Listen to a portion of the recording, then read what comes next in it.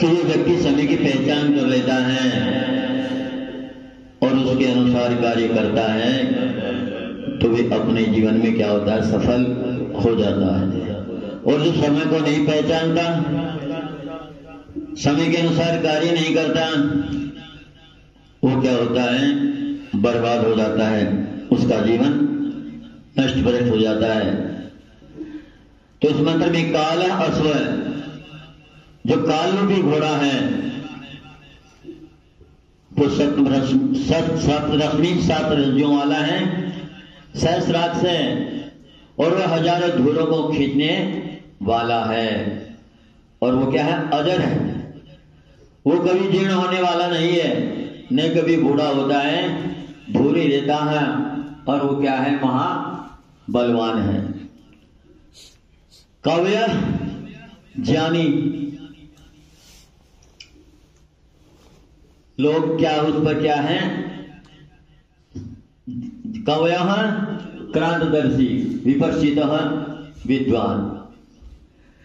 वो जो घोड़ा है, कालू भी घोड़ा, उस पर क्या होते हैं, ज्ञानी होते हैं, और जो दूरदर्शी लोग होते हैं वो इस पर क्या होते हैं, सवारी करते हैं।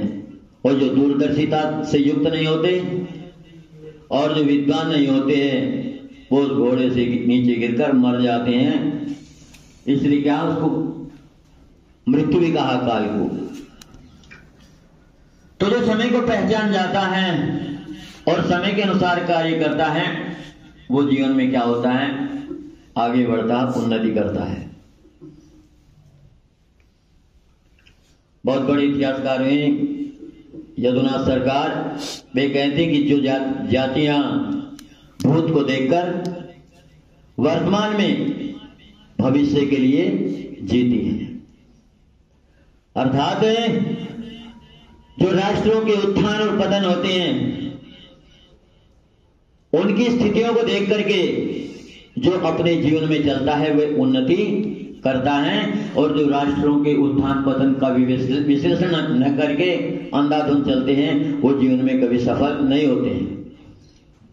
जब तक यहाँ आर्य लोग वैदिक संस्कृति के अनुसार चलते रहे और उसके अनुसार अपना आचरण बनाते रहे तो यहाँ क्या हुआ, अभ्युदय हुआ और निश्रेष हुआ, अर्थात सांसारिक उन्नति भी हुई और उसके उन्नति के करते हुए मोक्ष की ओर भी वो क्या बढ़े और उनका जीवन क्या हुआ, उत्तम हुआ। लेकिन जब से हमने उस स्थिति को छोड़ा और उससे हम अलग हुए तो उसके बाद हमारा क्या हुआ, विनाश हुआ। जिस समय राम को राज तिलक होने की तैयारी हो रही है एक तरफ तो, और दूसरी तरफ अचानक क्या हुआ, उनको बन जाने का आदेश हुआ। तो राम ने बिल्कुल भी किसी प्रकार का नैनोनच नहीं किया, बिल्कुल आराम से और वन में चले गए। क्यों चले गए, उसका मूल कारण यही था कि वो एक दूरदर्शी आदमी थे। उन्होंने दूर का विचार किया कि यदि मैं अब हथियार उठाऊंगा तो इसकी क्या होंगे, बुरे परिणाम होंगे और सारा परिवार बर्बाद हो जाएगा, सारा देश क्या होगा, बर्बाद हो जाएगा। इसलिए वो आराम से जंगल में ही चले गए।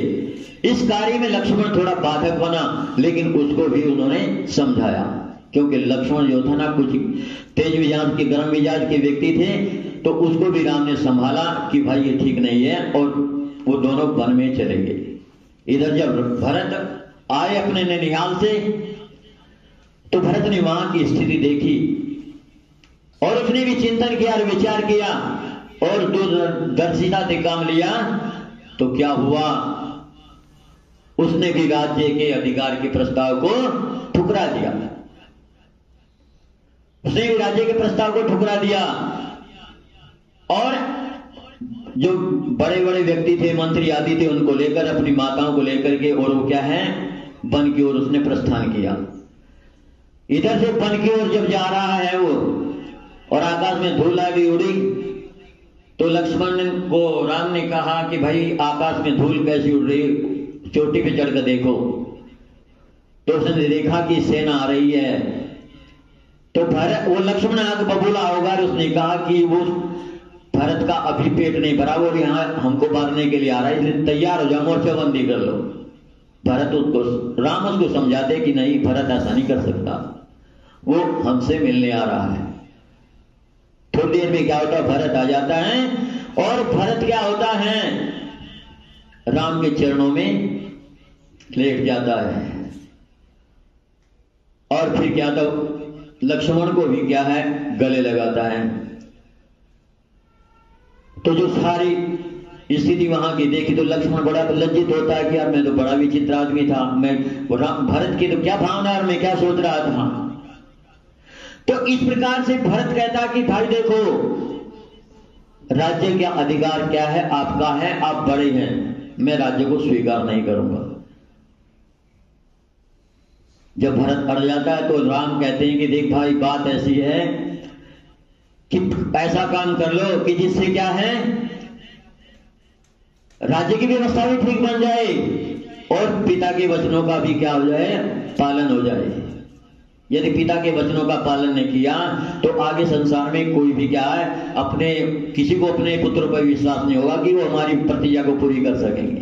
तो इसलिए ये मर्यादा रखते हुए आप 14 वर्ष तक वहां क्या राज्य संभालो और मैं 14 वर्ष तक पिता की आज्ञा का पालन करते हुए वन में रहता हूं।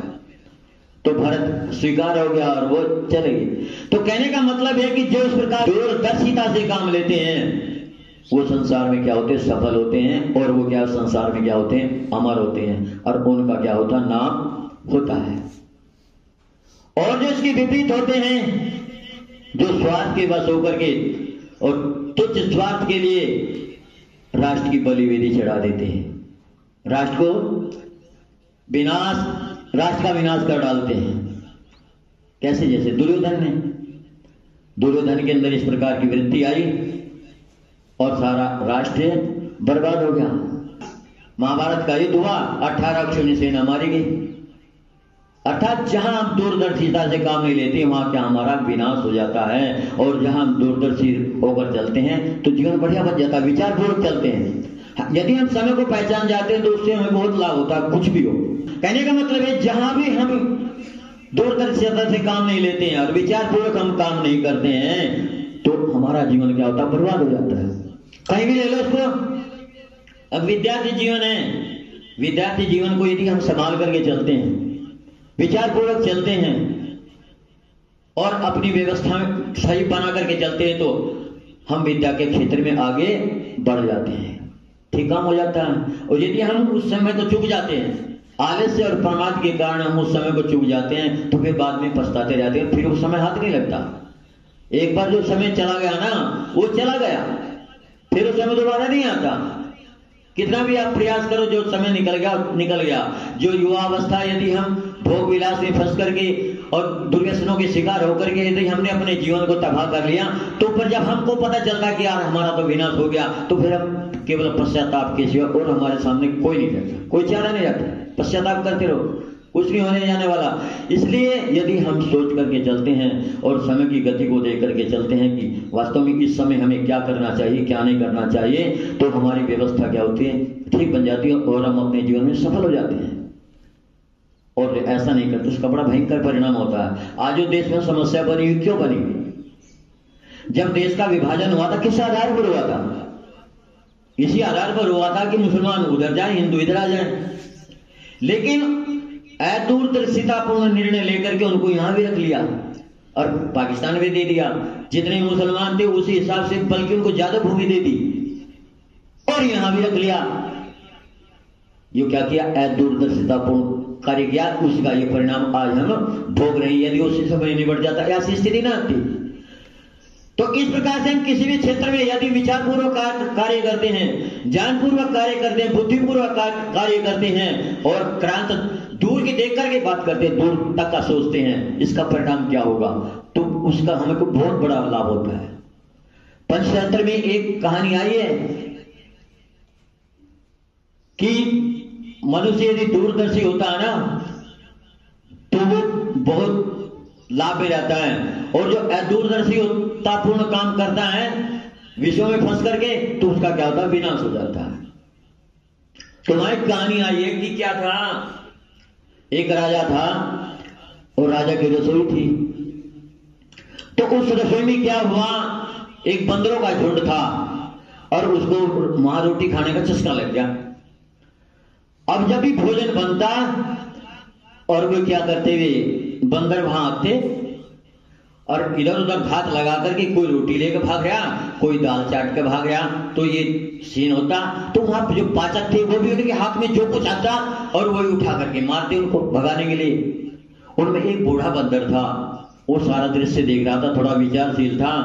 उसने उन सबसे कहा कि देखो भाई, जो तुमको रोटी खाने का चस्का लग रहा ना, एक दिन तुम्हारे विनाश का कारण बनेगा।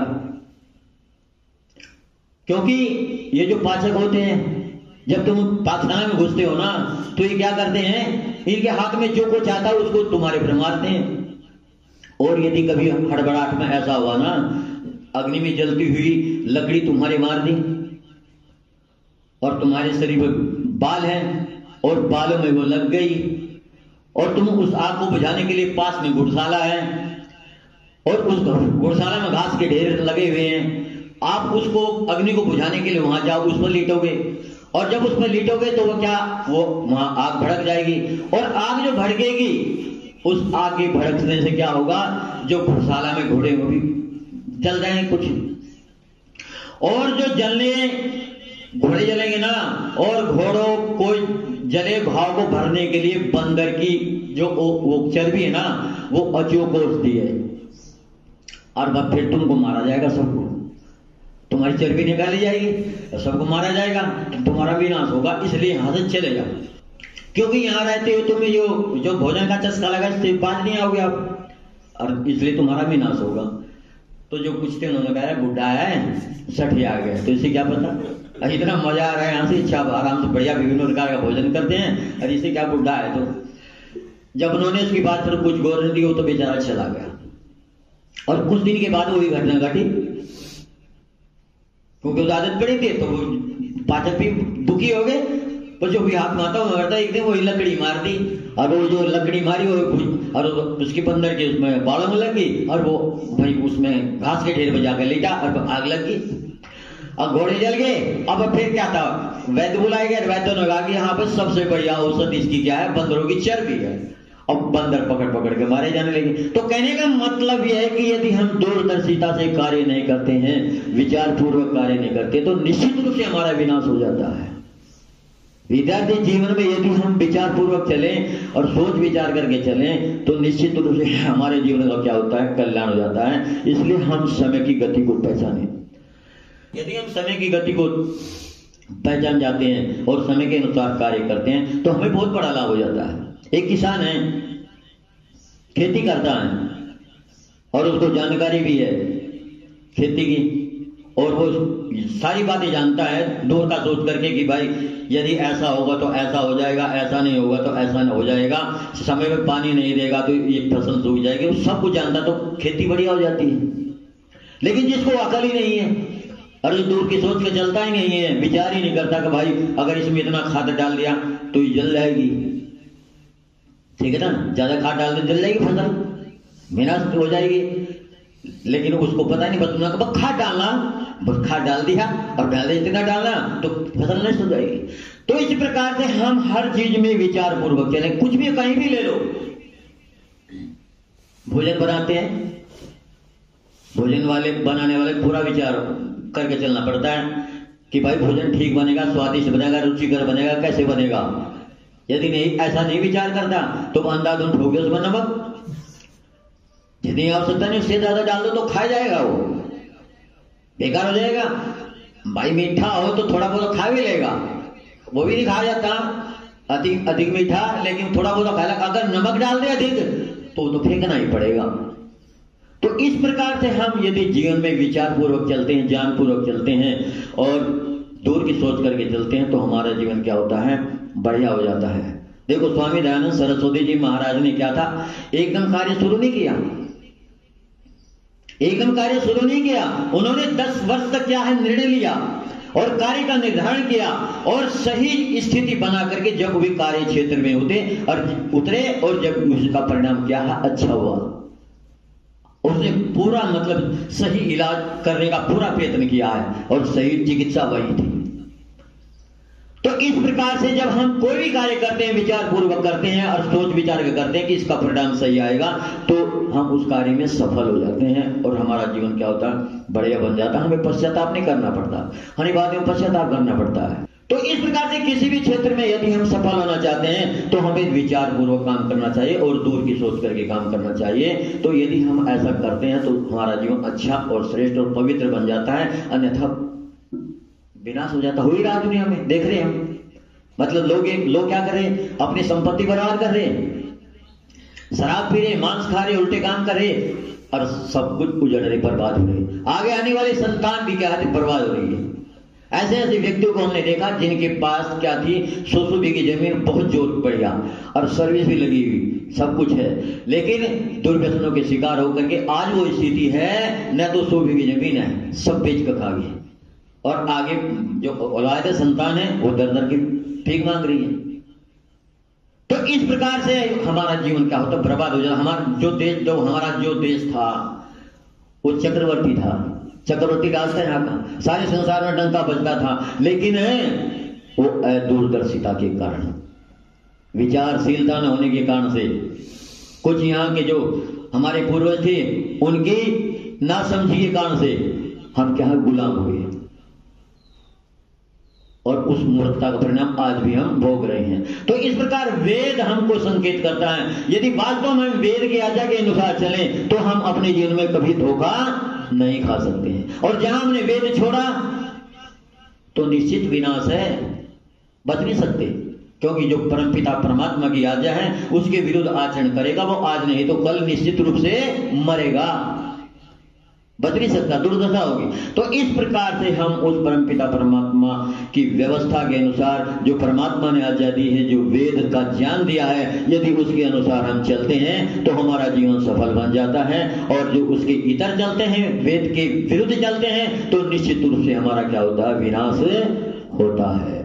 ये थोड़ी सी चर्चा आप लोगों के सामने रखिए, सब विश्वास से विचार करें और अपने जीवन को बढ़िया बनाने का प्रयत्न करें।